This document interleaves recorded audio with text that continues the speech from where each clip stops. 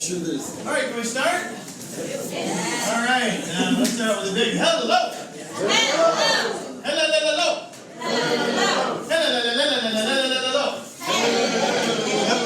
That's a good way to start lessons with little kids to help with the L. How's that? All right, let's try just a little bit differently. Let's hang that L sound. Hello. Hello. Let's do it angry. Hello. Hello. Let's do it happy. Hello. That's what we're talking about today.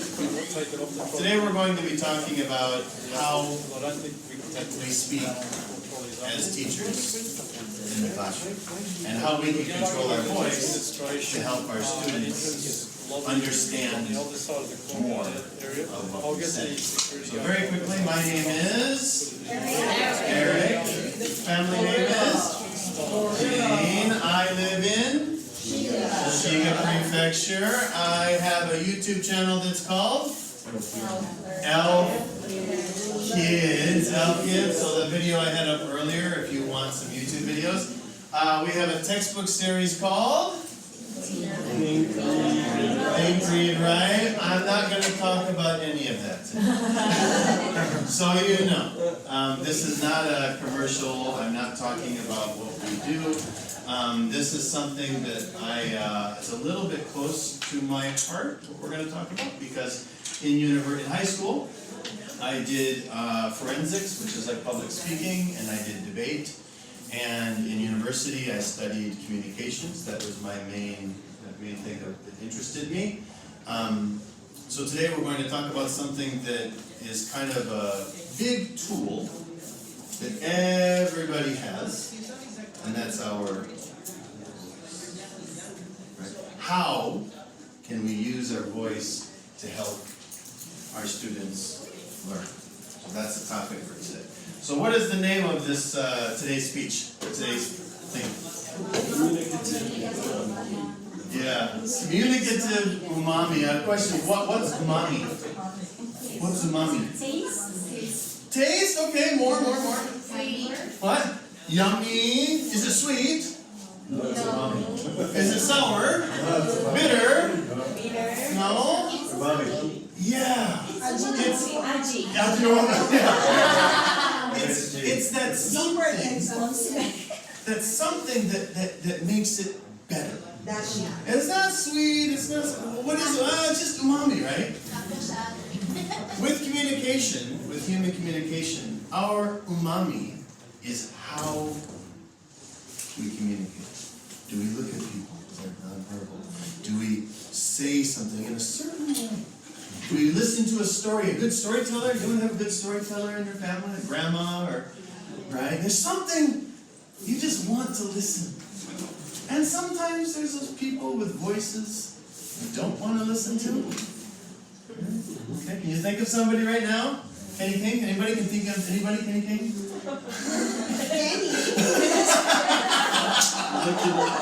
I joke. Okay.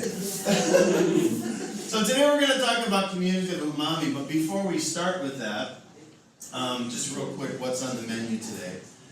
First we're going to start with Communication pie. I know, it's an interesting menu item. Next, we're going to look at written communication, which is different than spoken communication. Nonverbal communication. Nonverbal communication, which is quite a large part of the pie.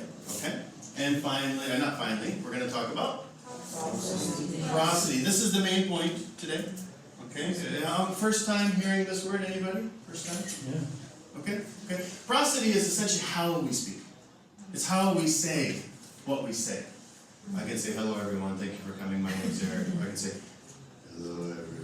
Hello everyone. Thank you very much for coming. So all of this is, I'm saying the same words, but how I'm saying them is different. And so as teachers, this is what we can control. Next is how can we help our students develop good English prosody, to explore their voices, to have more fun, to communicate more effectively. And finally, Oops, that was the last one. So I do want to start with something called the communication cycle, and I think this is important to start with. In human communication, whether it's written or spoken or even seen, we basically have a message which is sent, and if it's not, oh, I'm sorry, this. Okay. Have you heard this before or no?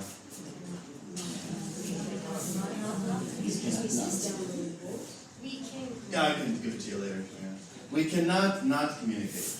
Everything we do communicates something. So even if I were to get really uncomfortably close without saying anything, maybe I'm communicating a threat. Or maybe if I go like this, I'm communicating she's scared. Something else. So this is a key point, and so I'm just gonna, this is the slide I meant to put up, sorry. In any communication setting, written, spoken, or even nonverbal, we're sending a message with our hairstyle. Oops. We're sending a message with our glasses. We're sending a message with our clothing. We're sending a message with our proximity, how close we are. With our breath, our body odor, our, anything you can think of, we're sending a message. And that message there's a message in it, and if somebody receives it, oh, okay, I received that, and then it's sent back to the sender. That cycle is called the cycle of communication. If it stops, then there's no, the communication stops. So if I say hello,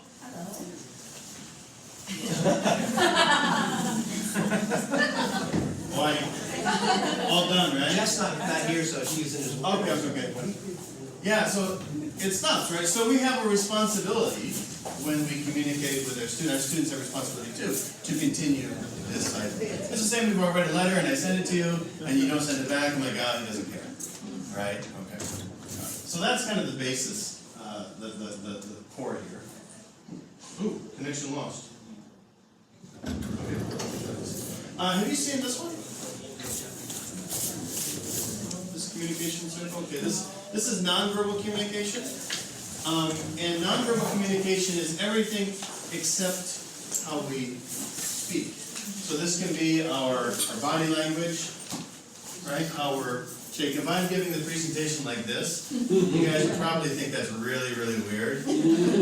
Or if I'm sitting in the chair, if you're sitting out there and you're listening like this, or you're sitting like this, or you're like this, you're communicating something to me. So there's a lot of communication happens with just our body language, okay? And that can include a lot of our nonverbals, like our haircuts or a beard, or whatever, right? It can communicate a different message.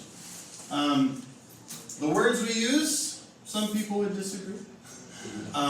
But it's around the 7 to 10% range in spoken communication. So I can say, hi, nice to see you. I can say, hi, nice to see you. Oh, you're here. Oh, you're here. Okay. It means the same, words are the same, but how we say them completely changes with our face and our eye contact and our prosody. And finally is our voice. And this is what I want to talk about today. This is prosody. So prosody, how we say something, is pretty important. It's roughly 35–40% of the meaning in our speech is based on this prosody.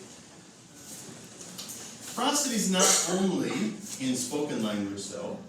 We also use it in the written language. But it's very simple.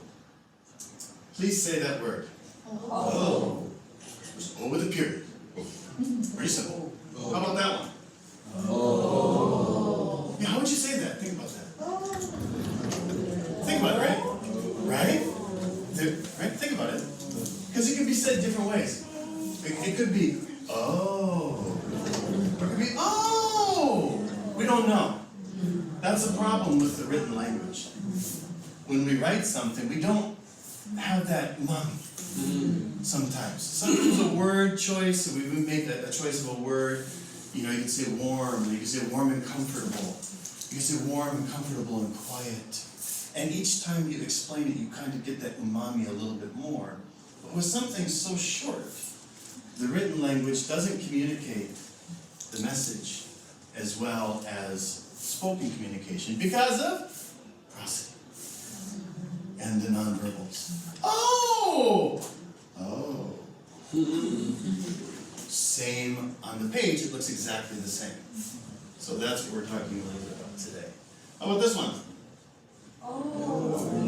You're coming. How do you say it? Coming. Yeah, sure. How about this one? Oh, you're coming here. Oh, you're.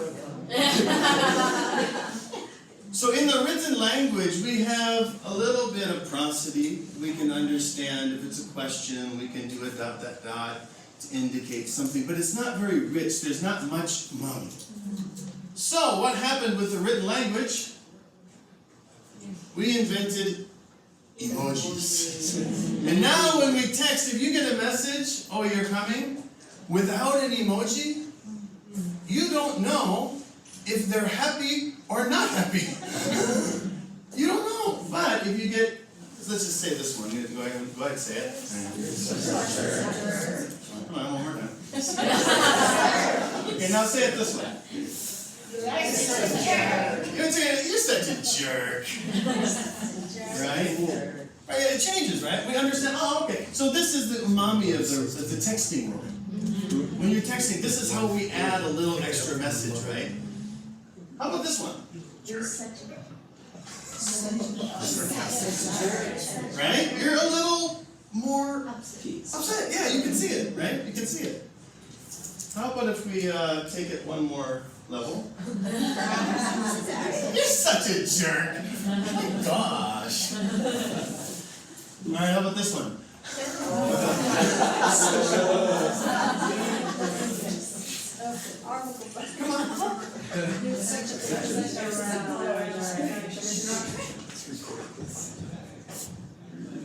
Hey, Kane.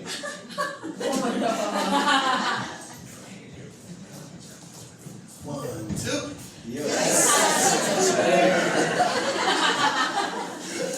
Love you.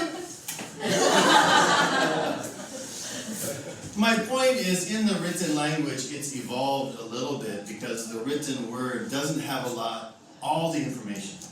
So as we've texted and text have become shorter, and we want to communicate more umami, this is how we've done it with the texting. Okay. So, nonverbal communication, I'm not going to talk about too much, but I just want to introduce it quickly. Let's just brainstorm quickly. When you think of nonverbal communication, what do you think about? Body language. Body language. Okay, body language. Gestures, movements, facial expressions. Good. Tell me more about the face. Tell me more about the face. Eye contact.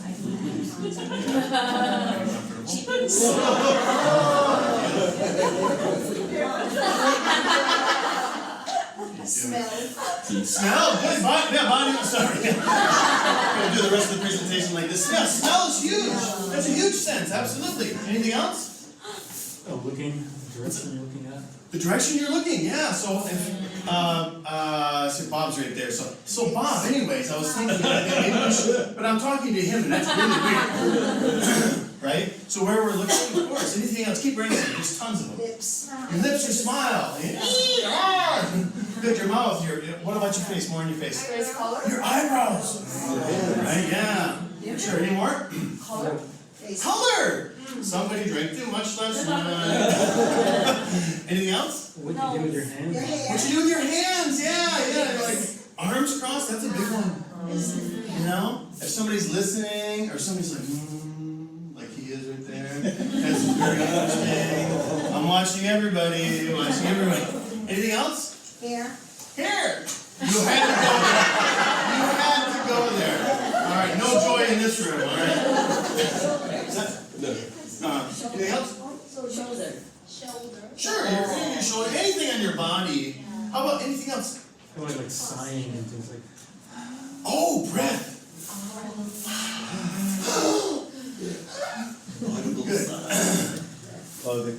Clothing. Yeah. How about you dress? If I was up here in a mini skirt, you probably would think different things than you do right now. No judgment. no judgment, but you would definitely, I'd be sending a different message. That's the point. Anything else? Levels, standing, sitting, lying down, Sure, position. Anything else? lighting. Lighting. Yeah, I mean, if I were doing it in the dark like this, it gets a little strange, right? Yeah, there's so many things that communicate something. Like, you think if somebody comes to your house, is it freezing cold? No, you better turn on the heater. You clean up a little bit, right? Organization is big, in the classroom too. If your kids come into the classroom and everything is set, ready, and it looks like you're waiting, they feel comfortable. Somebody's waiting for me. The teacher prepared for me. And that's all communicating a message. I'm waiting for you because you're important. This is all part of nonverbal communication. What's that? It drives me nuts when people start texting when they start a conversation. Oh, okay. Oh, that's another one. I'm not paying attention. Or this is more important to me than talking to you. That's all nonverbal communication. And we're not going to talk about that. But I did want to bring it up. And I just realized I should have charged my phone because I have 20% battery left. I hope I make it. All right. Okay. So we're going to get into this one. Prosody is. What is prosody? Okay. Prosody is not what we say. Prosody is, say it with me. How we say I stress the word how. Say it one more time. How we say it. That's right. So it's not what we say, it's how we say it. And prosody has many different types. There's many categories. Today I'm just going to focus on a couple. What's the first one? Stress. So everyone, the sentence up there was, you're such a jerk. Let's stress the word your. Your. 1, 2. You're Such a jerk. Let's stress the word such. such You're such a jerk. Maybe one more time. a such Let's stress the word jerk. Yeah, you're such a jerk. And each time we put stress on a word, it changes the emphasis of what we're doing. Now, everything we're talking about today, think of yourself in the classroom. Think of exercises you can do with your students. You're a monkey. You say, no, no, no, no. You're a monkey. Go ahead. No, you're a monkey. Me? No, no, no, no, no, no, no. You're a monkey. No, you're a monkey. Okay, I'm a monkey. That's a great exercise. I'll show you an exercise later that I do this with students. So if you want to teach, possessive adjectives with your, that's a great way to do it. Right?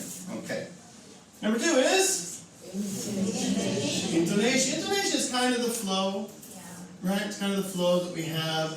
And it's the melody of speech. Okay? And if you listen to somebody who's very flat, if we take out intonation, If we take out intonation, it sounds like a robot because each syllable has the same stress and same tone. it's very boring too. That's something else we can change. Third one is? So, last night. It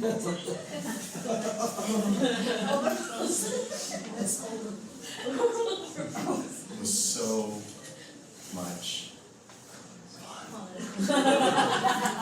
But you're all listening. So pause is extremely effective for teaching.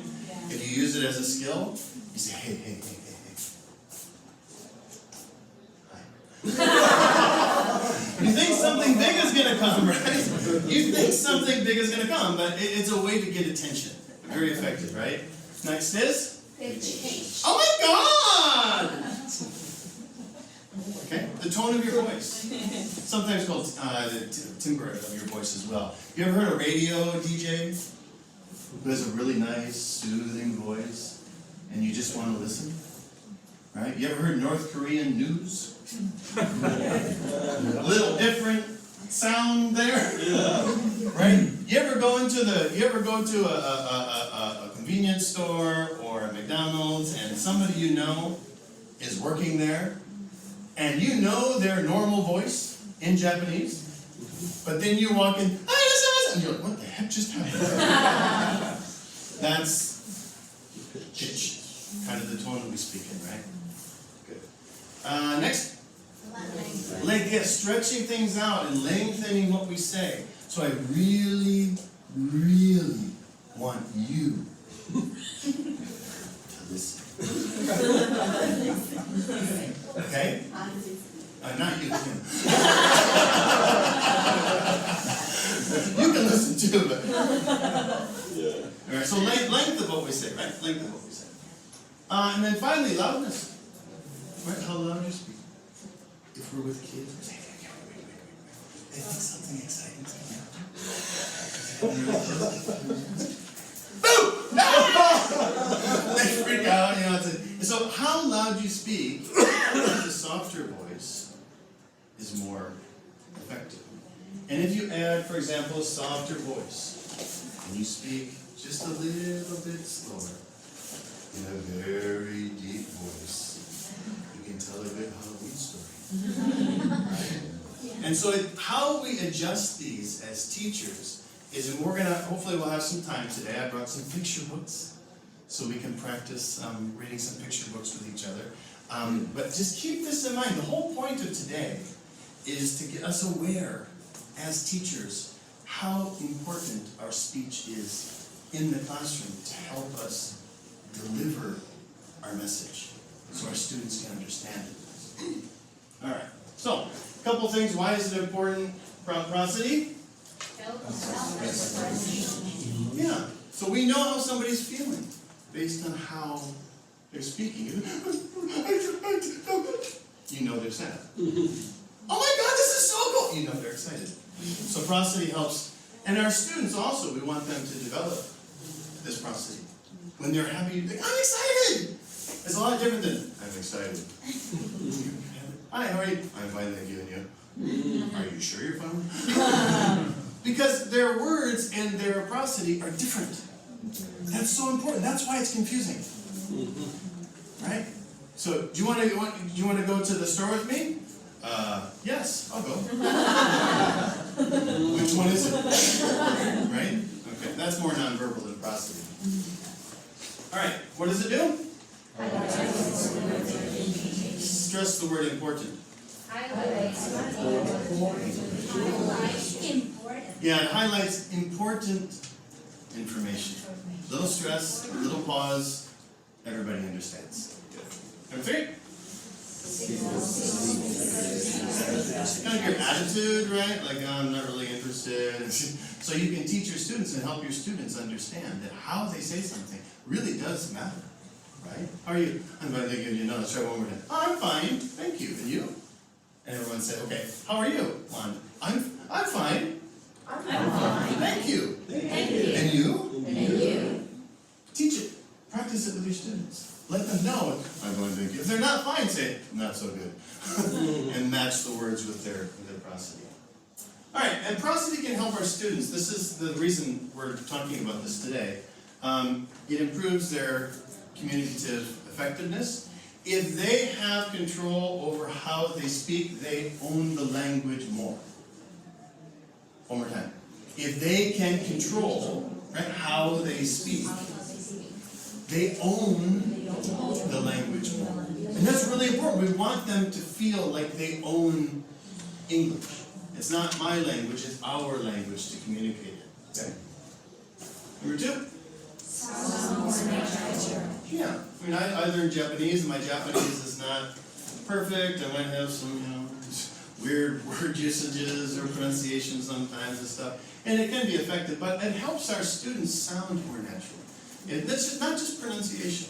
Pronunciation is important. But how they're saying something is also really important. And the more skills they build, they're called prosodic skills, the more they have, the more natural they're gonna sound. It also helps them understand when somebody's speaking in English or even Japanese, they're gonna say, oh, okay, I know what that intonation means.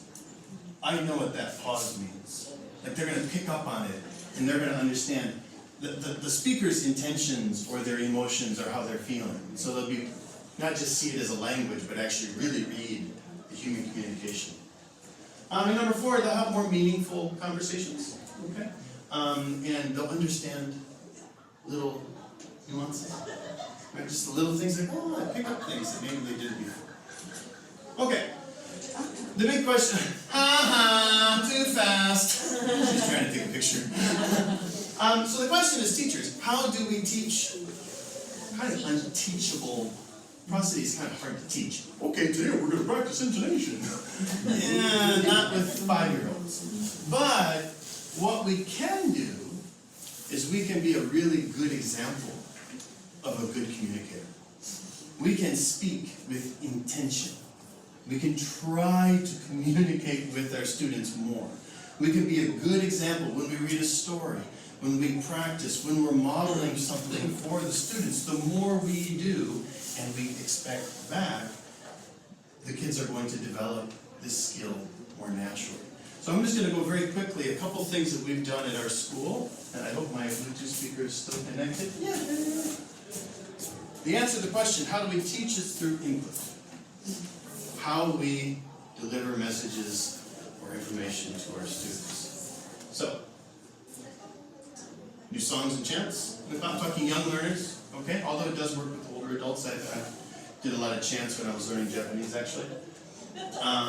Through watching videos, can be any videos. I know a friend of mine whose daughter learned English through Disney. Just, their TV was only English. And the child learned English. Imagine that. Yeah. Wordplay, I'll show you an example, kind of playing around with words, and I can say, happy! Or I can say, happy. Happy, sad, or I can go, happy! And they can say, happy, and I go, sure. Okay? And they'll copy that, and they'll mimic that, and they'll start to understand that. And then something called expressive reading, where expressive, or you can do acting, or anything theatrical, will really help the kids develop prosody. There's just a couple examples here, some songs. These are our kids.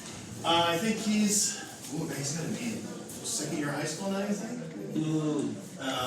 Yeah, so this was a number of years ago, but this is a lot of fun. This was the song I was playing.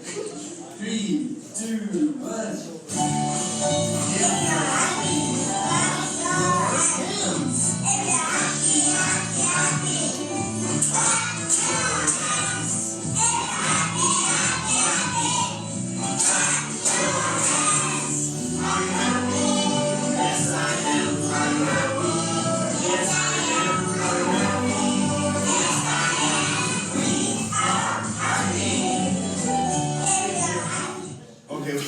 1 thing about that song, by the way, the teacher was there, but wasn't doing it. Key point.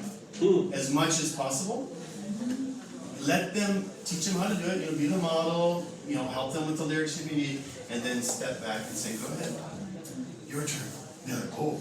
Then their voices get louder, they'll act out better. You can't just do it, like go ahead, because they have no idea what to do. You have to build up to it, but the goal is this. The goal is them doing something, performing something on their own, and they're going to pick up the natural things in the song. If you're happy, happy, happy, they're going to pick that up, that rhythm, and those prosodic elements, naturally through song. For our video work at our school, this is Ayuma, I love that picture. We have these stamp books where they watch YouTube videos. So at our school, we try to develop prosody naturally through songs and through also the video homework. So they get stars each time they watch one of our playlists on the videos, so they pick up a lot naturally. This is an example of a little boy who was 2 or 3 at the time, and he's watching a transportation video that his brother was watching and really liked it, and he was not a student at the time. This is a key point. Oh, sorry. That's the next one. So this is one example of the videos for that. So they watch these videos. Emotions by Elf Learning. Listen and repeat. Here we go. Happy. Everyone. Happy. Sad. Sad. They watch these videos, and this is the example. Sorry, this is the kid. So this is not our student. He's the younger brother of one of our students who's watched the videos. Firecrack. Helicopter. Motorcycle. Overpass. Whisker. Gold. Okay, so by doing the videos and having them listen at home and telling this to him, he was just doing it naturally. But the kids will start to develop pronunciation and other elements without teaching them, just doing it, and they pick it up naturally, just like Japanese, just like their first language. Okay. This is something else we do. We do a lot of wordplay. This is actually Satomi, who's sitting over here in our classroom, and she's doing a sound substitution. And so if I hold up a picture of a pink circle, and I say, pink! What do you say? No. Pink. No. Pink. What? Bink! Bink. It's bink! No, and you know it's pink, so the kids are going to say, no, pink. And you're like, no, this is bink. And you overemphasize the B because you want to show them how to make the B. And you're like, no, pink. Good, it's a good start. And you're like, no. But bink. And the goal is to get the kids to turn around and say, no, pink. And then once they, oh, pink. Oh, thank you. So this is Satomi doing it. But what this does is develops phonemic awareness, it develops pronunciation, and also there's a lot of many prosodic elements in here because you're like, you're really emphasizing that one sound, and so they're learning this naturally. So this is.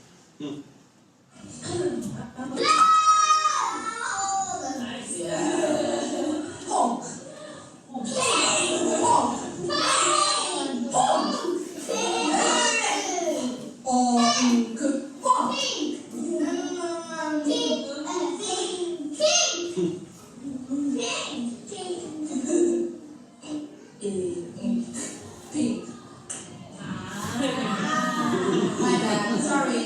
So this wasn't the initial sound, like the pink bink example. This is the next sound. It's ponk. And they're like, no, pink. No, ponk. No, pink. And you get them going back and forth. And then she turned that card over. Pink is on the back. She's oh, pink. Oh, I see. And so then they start to develop that phonics awareness as well. Okay. This is the golden one. Did anyone see this on Facebook? Yeah? Okay, I love this kid. He unfortunately moved away. But we have these battles, okay? It's still wordplay. But a lot of prosody, a lot of natural development of this, so let's just watch this. You are a monkey. You are a stinky Stinky poop. No, I'm not a stinky poop. No. You're a stinky poop. No. No. You are a stinky ant. Stinky ant? Like a little ant? Yes. I'm not a stinky ant. You're a stinky toilet. No. You are a stinky SpongeBob. A stinky SpongeBob? Yes. You are a stinky SpongeBob swimming in the toilet. Then he realizes it processes. You are a stinky sorry water.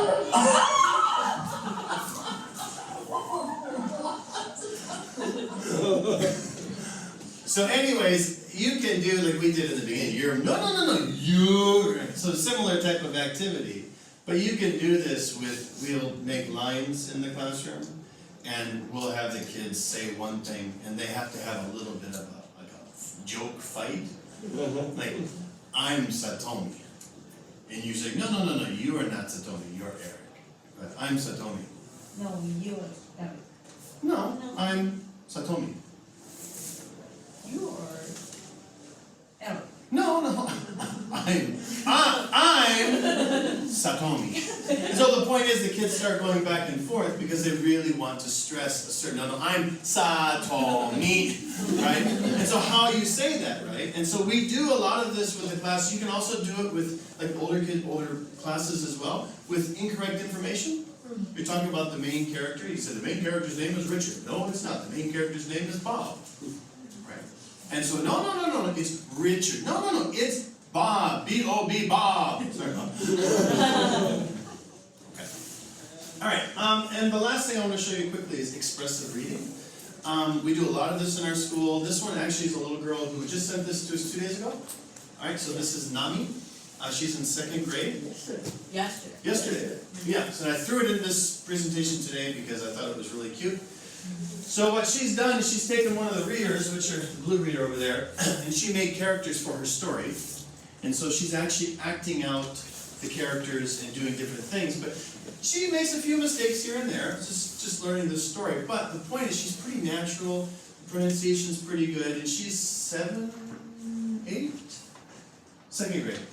3rd grade. Oh, she's in 3rd grade. She's in 3rd grade. Oh, kids too. Oh, my mistake, I'm sorry. She's in 3rd grade, my bad. Drugs. A fish and chicken sits on a bench. Fish, do you have a lunchbox? Yes, I do. Changing the voice a little bit. What in the lunchbox? This is like a mix of nonverbal I as well. have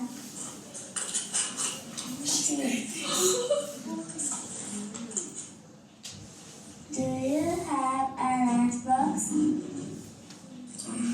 Yes, I do.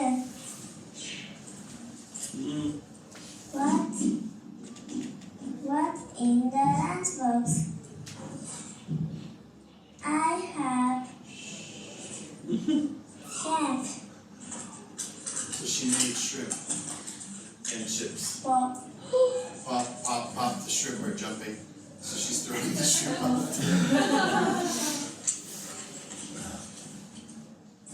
Okay.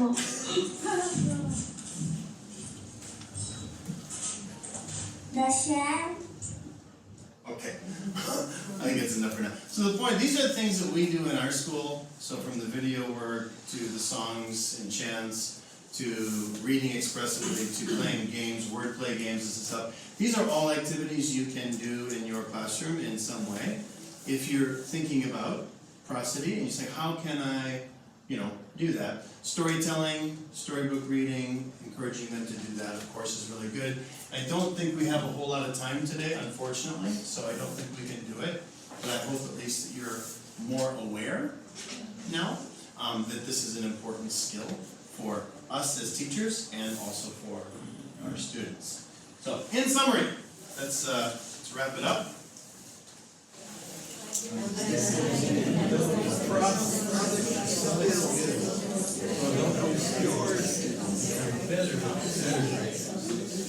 Okay, yeah, understanding and developing in our students and ourselves these prosodic skills, intonation, pause, right, all those 6 things that we listed, will help you, but also your students, become better communicators, and it's pretty fun, right? It's enjoyable, and you can apply it to any activity, any textbook, anything you're doing.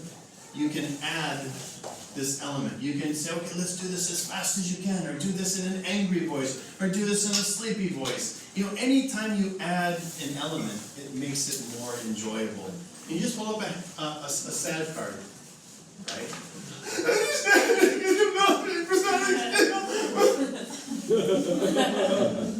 Right? And it gives them a chance to practice something in a different way. And if you start at a young age, they're not really too embarrassed. Right? Older kids might be a little more shy. And I understand, that's natural. But you can still do things like, I do a lot with voice and stuff where we do 2 lines, and they're practicing a dialogue, and then I just turn on the music. Turn it up a little. Turn it up again. Turn it up again. And they have to start speaking in a louder voice. Or I might say, 1 step back. And they both go back further, music up, and they're shouting. Right? So this is just a little trick that, it's still going to be fun for the kids to do. All right, I think that's just about it.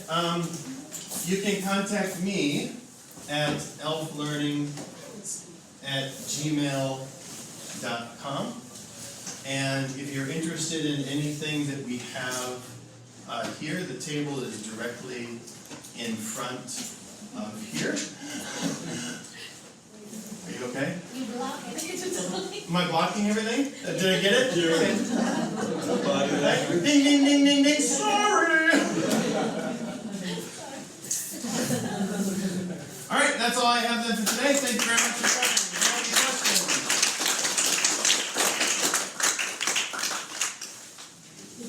Yes? How did you integrate like your, I know you said you have some like YouTube videos. Did you do that first, or did you have like your school first and then like you decided to implement that? 'Cause I started the school in 2001. My first YouTube video was published in 2009. So I had the school for 8 years. And I made the videos because I wanted to find a way to get our students more input outside of the 45 minutes of class.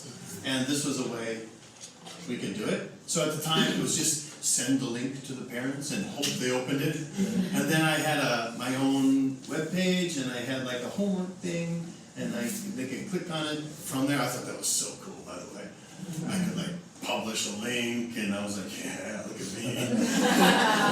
And then now we have, you know, a pretty nice system where the students go to the website and click homework, takes them to their class books, and it's all. Which I can show you real quick. Just real quick.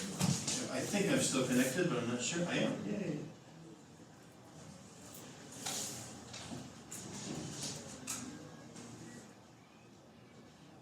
So this is our school page, and then homework is right here. And they can go down here. These are all of the class levels. And they say they're in the pre-1 class. They go down here, and then you can see we've got April's the first one. May goes down. We've slowly been making full episodes, although we've kind of taken a break, if I'm honest, right? Which is, yeah. So I think this is it, isn't it? First one. There's a number.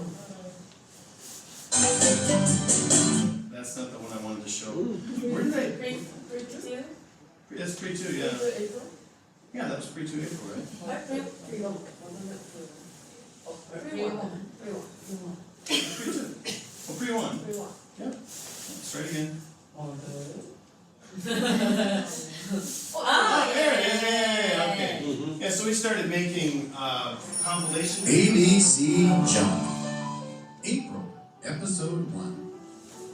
Where's So we make a single episode that's about 13, 14 minutes long, and the kids watch that all through. Hi kids! I'm Eric, and I'm Satomi. what's your name? Oh, Kane, hello Satomi. Some season break, here it is. Jump! And then it kind of jumps into a song that they can stand up and sing and stuff, so we gotta make more of these. Okay. Oh, sorry. Thank you so much. That's better, okay. Alright, so those are what the kids watch at home, and we found it helps quite a bit with just developing so much. And they really like it too. They come and they'll know the songs when they hear it, like, oh, I watch it at home, look at Can't See the Rainbow. You know, so they have fun with that. Yes? In your experience, do any of the kids get offended by you're a monkey, any of that stuff? No, because I'm a gorilla, so we start that pretty early. Say, you know, I'm a gorilla. Satomi is the monkey in our school. And we call each other like, yeah, you don't really, Erica, you don't really have a kind of a koala. Yeah, some kids. Yeah, it doesn't have to be a monkey, but like that kid I knew really, really well. Yeah. So it was totally. Yeah. He loves the silly stuff. And our school, I would say in general, is pretty silly. You know, we call it Elfie.